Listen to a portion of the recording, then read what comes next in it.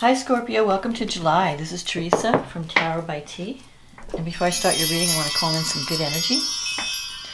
So this month we have a new moon in Cancer, which is favorable to your sign on July 9th. A full moon in Aquarius on the 23rd. We have Chiron going retrograde in Aries on the 15th. We have Venus and Mars coming together in Leo in your 10th house on the 13th, and at the very beginning of the month there'll be a Saturn opposite Mars, or Mars opposite Saturn I should say, and then T-squaring Uranus. So that can be a little bit tense because it's going to be in fixed signs on your ascendant, your 10th house, your 7th house. But let's see what the cards say about love and relationship for the month of July. What does Scorpio need to know about love and relationships for the month of July 2021? What is coming up? What is coming up for Scorpio for July in love 2021?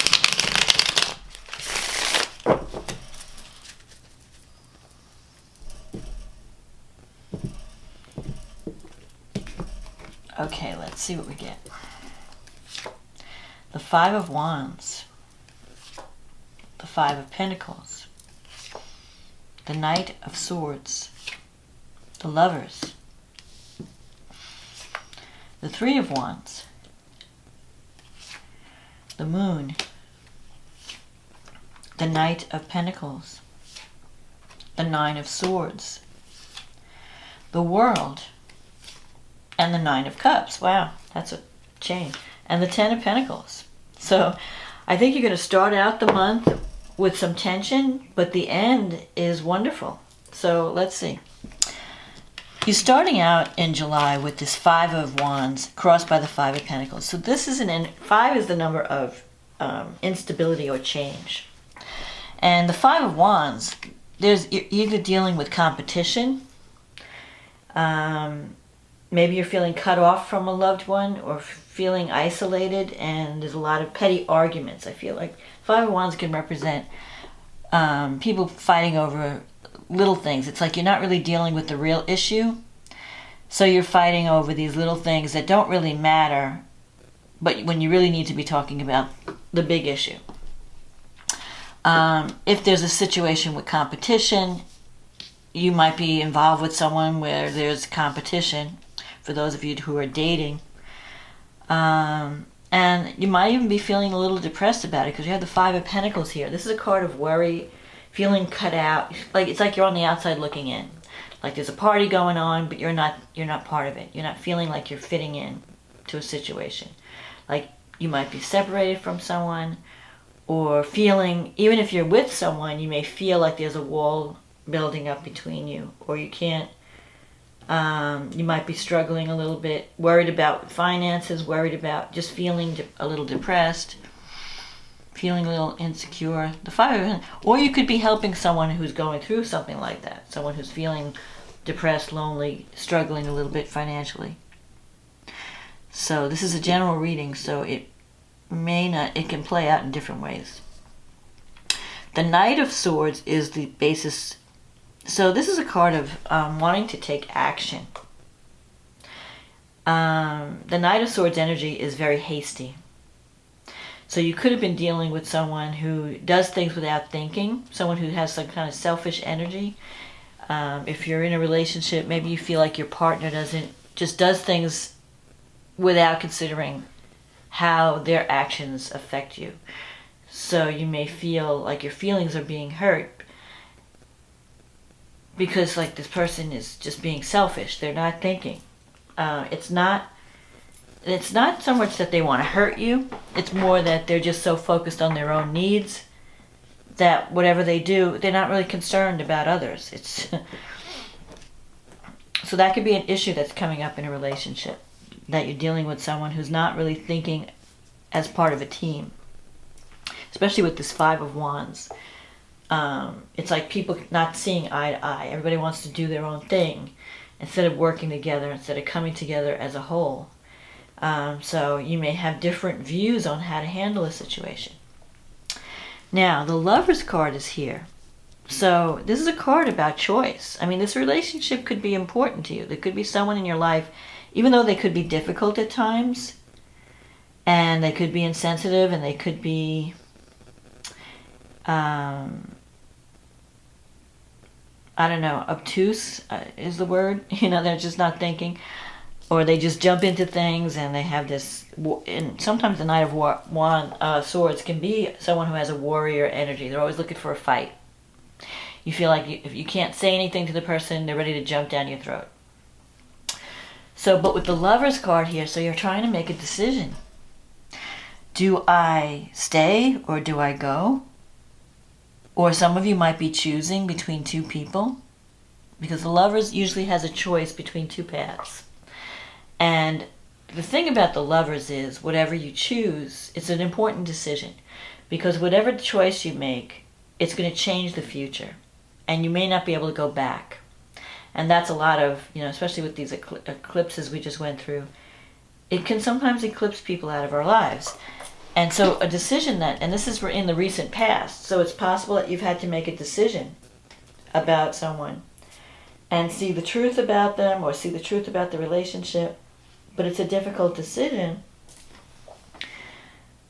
because you really care about the person. There's a strong bond there. There's a strong attachment. Now, coming up in the future, you have the Three of Wands. And the Three of Wands is about things starting to happen.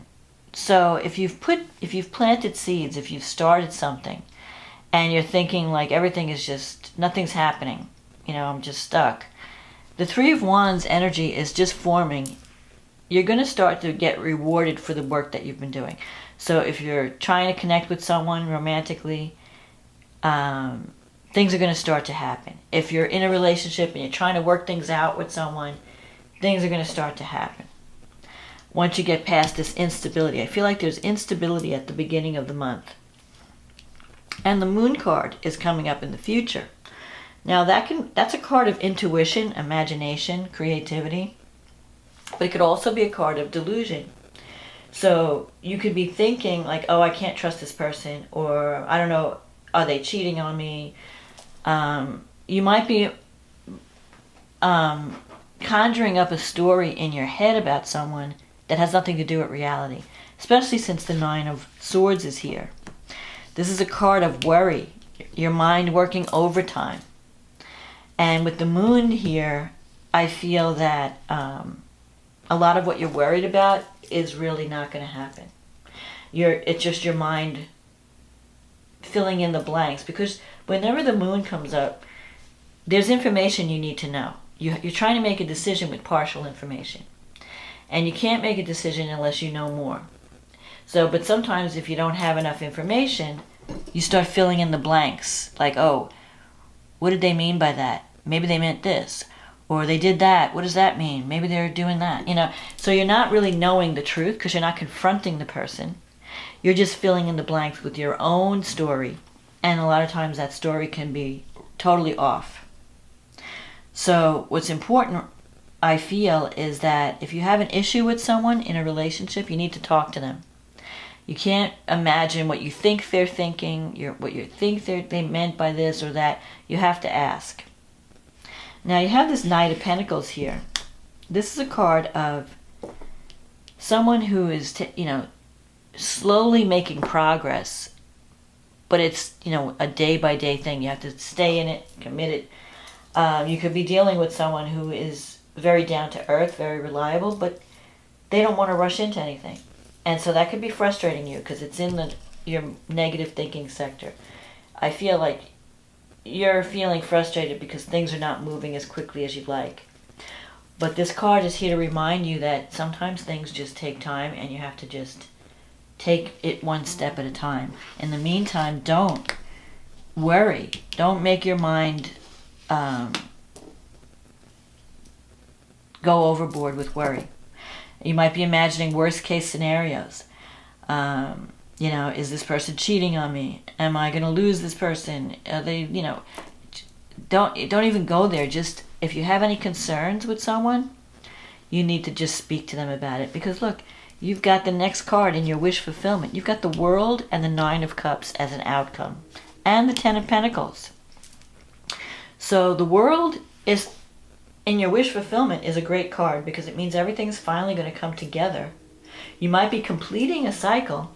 Something may be completing, but it's going to be completing in a positive way. So don't let your mind worry and think the worst. If you're waiting, if you're waiting for some outcome or you're waiting for things to develop, it's going to happen. Just give it time. And the Nine of Cups, that's like, if you're waiting for an answer, the answer is yes. If you're asking the question, does this person care about me? Is this relationship going to go anywhere? The answer is yes. The Nine of Cups is about getting your desires met, feeling welcomed. The World card can mean taking something to the next level. Like you're finishing one thing and then you're moving up to the next level. So that can mean a relationship that may lead to commitment down the road, or a relationship that's you're getting closer. For some of you, it could mean you're ending one relationship and then getting into the right one. And it could be also that these petty conflicts, you're going to be resolving them. That maybe it's just a temporary mood or a temporary situation. You have to overcome a few hurdles, but it doesn't mean the end. Because you have the Ten of Pentacles here. This is a card of wealth and security. That's coming. That's here. And the Lovers is about a significant relationship. It's not some fly-by-night romance. I feel like you just may have things to work out, but you can work them out through communication and through being patient, taking it one step at a time. Don't rush things. And you'll find that, I think if you just ask or speak up, the answers that you get will be favorable. So don't let temporary instability or temporary arguments cause you to fall off track. You can work it out. It can be worked out. You just have to clear up the confusion.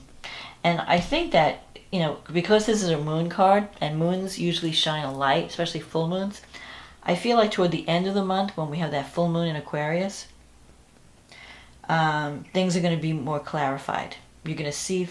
you're going to have more clarity, because we're coming out of that Mercury retrograde energy and the Mercury square Neptune energy, where people are confused and things are, misunderstandings are everywhere and miscommunication. So I feel like that whatever is confusing or seems unclear is going to come out of the fog by the end of the month.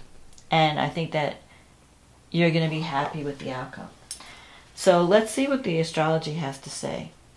So at the beginning of the month, we have this power struggle with Mars and Saturn and Uranus. You may be butting heads with an authority figure. Let me see. And Scorpio, because you have Scorpio rising, this is a fixed T-square. So the energies, people are going to be stubborn. It's going to be hard to negotiate. You have Saturn in the 4th house opposing Mars in the 10th house. And it's squaring Uranus in the 7th house. So there could be a conflict between what's going on at home, between what your obligations at work. You may want to take action and get ahead in your career. At the same time, you feel like the need to break free in your relationships. Like something is stagnating. The 7th house could be not only romantic partnerships, it can be business partnerships. So there could be something going on at work, something going on with people at home that you share your home with. There's tension. A T-square is tension. And the way out of the square, you have Mars in Leo, or Mars in Uranus is the apex of the T-square, the triangle.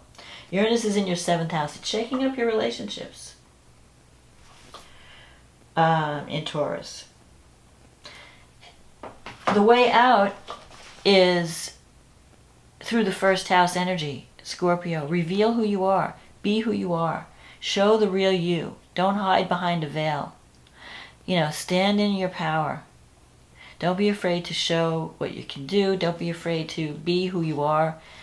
That's going to get you out of this tension, because then you'll be presenting yourself as a real person, and you're not going to be attracting the wrong energy. So this new moon in Cancer is happening in your 9th house, and it's sextile Uranus. So there could be some new beginnings that come from a distance. With the 9th house Uranus, it could be involved travel. It could be that you're waking up to a new belief system or ideology, because the 9th house you might be thinking about going back to school, getting training. You might be thinking about if you're older, sharing your knowledge. But you have a new beginning that's going to broaden your horizons.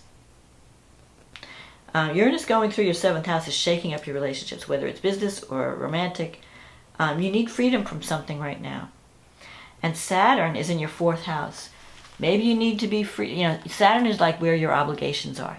You feel, in the 4th house, Saturn can make you feel, I have too many responsibilities at home, or my house has become a burden, or I can't break free because of whatever's going on at home. You want to take action. You want to break free, but you have this home thing. It could be a house or property. That's the 4th house. Or it could be family.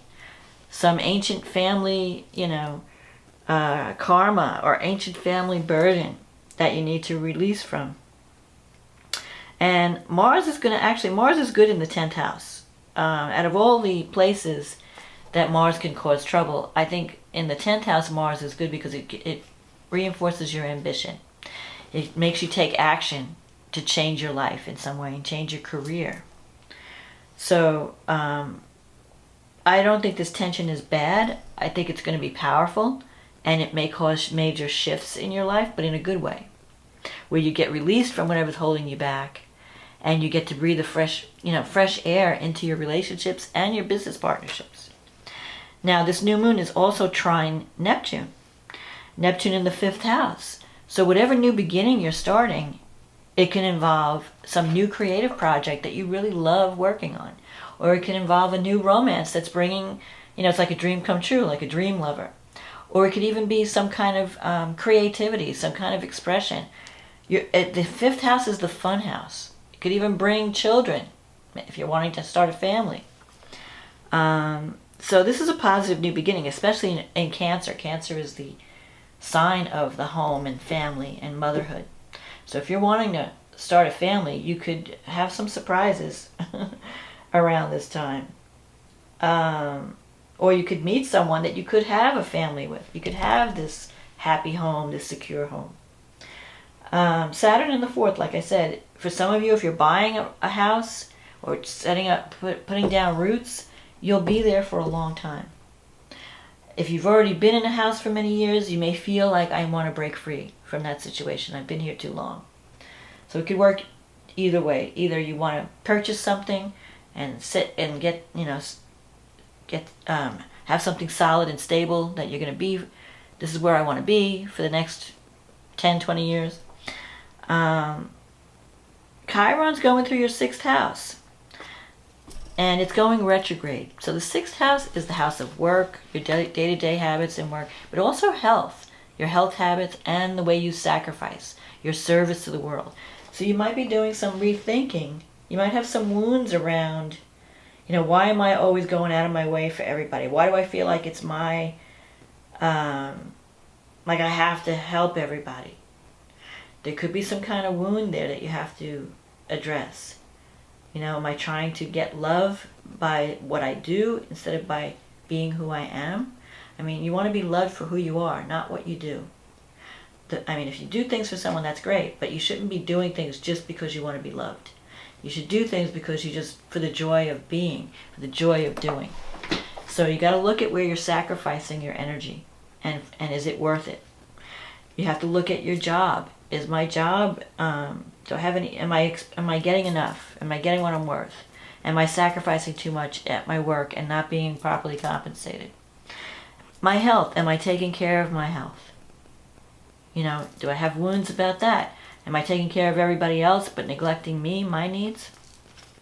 So those are some of the things that might come up. The North Node's in Gemini, and it's in the 8th house. So it would be a good time. The 8th house is the house of where you confront your own darkness. And in Gemini, it means you need to communicate about it. So it'd be a good time for therapy, to delve into to deal with soul matters. What do I have buried deep within my soul that I need to bring to the surface? What do I need to talk about that I've been afraid to discuss with anybody? There's some kind of healing that needs to happen there. And it could also involve, home and family matters, early childhood. So if you're feeling like therapy, this would be a good time to do it, because you can release those demons that have been controlling you from behind the scenes, unconsciously, and free yourself. You've got this world energy. This is a card of freedom, existing in divine grace.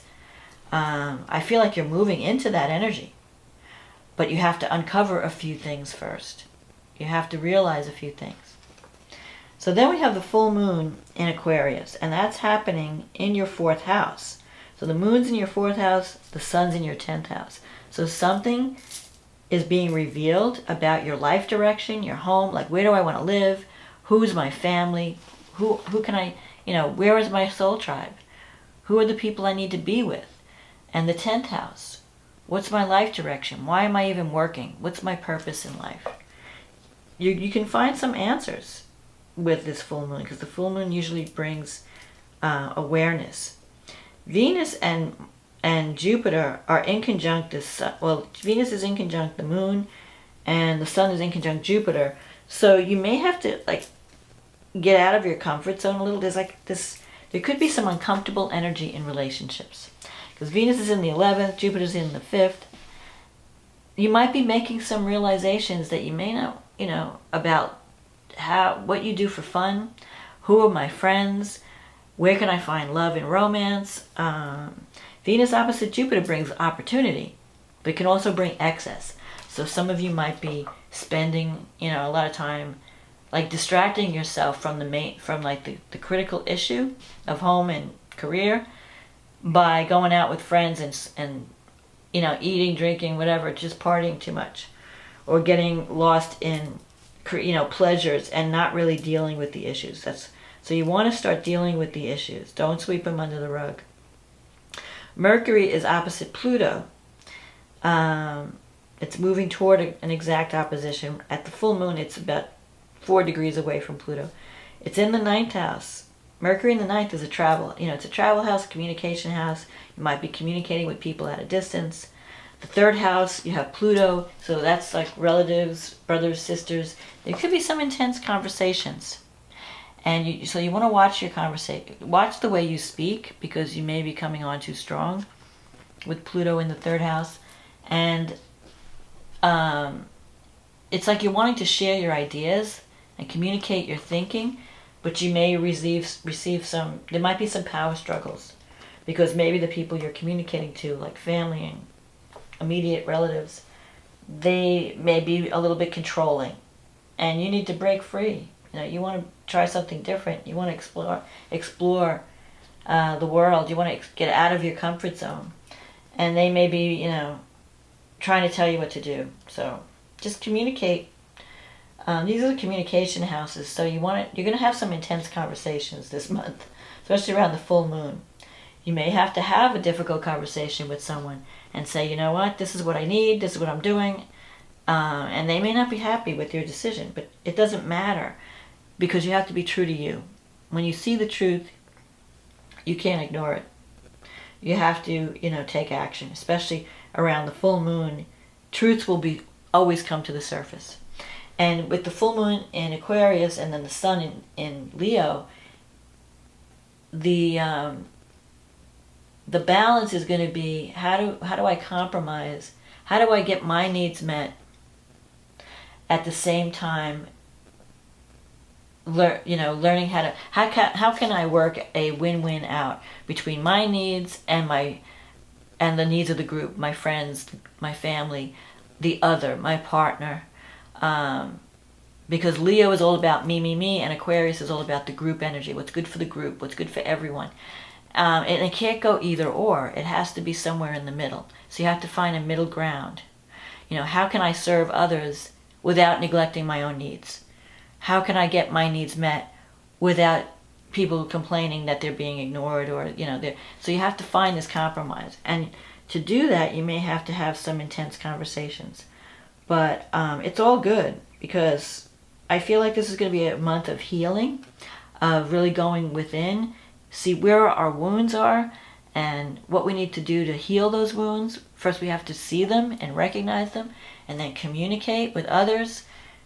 So at the end of the month, though, if you handle this energy properly and don't get lost in an overactive imagination, you could find yourself creating something that you really love, creating exactly what you want in a relationship, with a career path, with family. You could make some progress and wind up with this Ten of Pentacles energy, which is security, home, family, wealth, but not just money for the sake of money. It's more about security, feeling secure. Like, I am with a group of people that have my back. I'm in a relationship where I can trust my partner, where I know I don't have to worry. They're there for me. I can fall back on someone. So that's my forecast for July, Scorpio. It could be intense this month, but I think the outcome will be positive. So I hope you enjoyed this reading. If you did, click on the like button, click on the subscribe button, leave a comment if it resonated with you. And if you'd like a private reading, click on the link in the description box. It'll take you to my website. In the meantime, I want to say thank you for supporting this channel. Thank you for ordering readings, liking, subscribing. I wouldn't be here without your support. So I hope you enjoyed this reading. I hope you have a wonderful July. And I'll talk to you again next month. Okay, bye now.